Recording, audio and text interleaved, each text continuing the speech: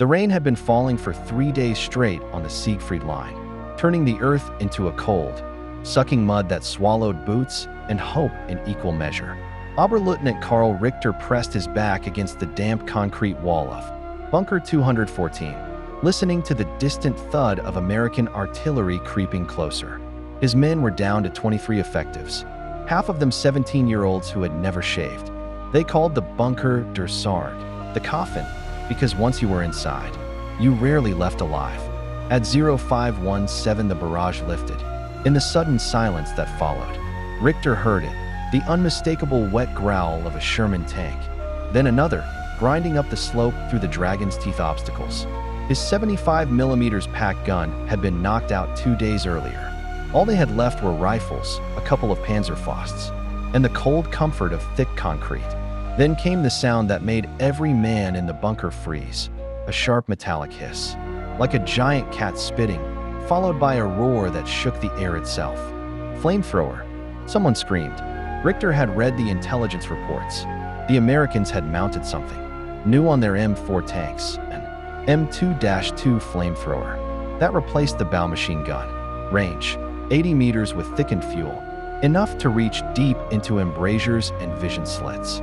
The reports called it effective against fortified positions, the men on the receiving, and had already given it a different name. They called it Die Masken, the Hell Machine.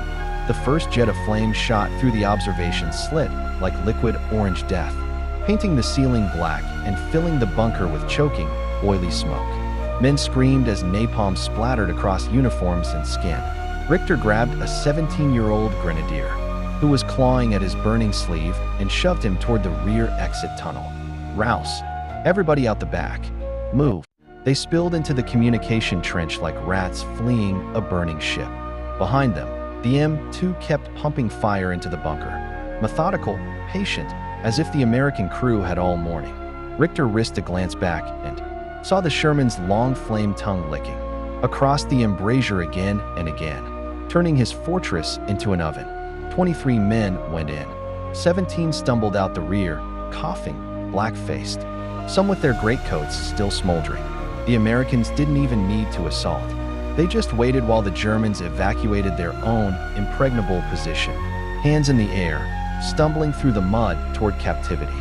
Later that morning, a captured Feldwebel from the 352nd Division told his American interrogator, voice still hoarse from the smoke, "We heard that sound, that dragon sound, and we ran. Grown men, veterans, all of us. We ran like children from a nightmare. You call it the M2. We called it Das Terrorwaffe, because that's what it was. Pure terror on a hose. Flamethrower's barrel and rope beneath it in white pain.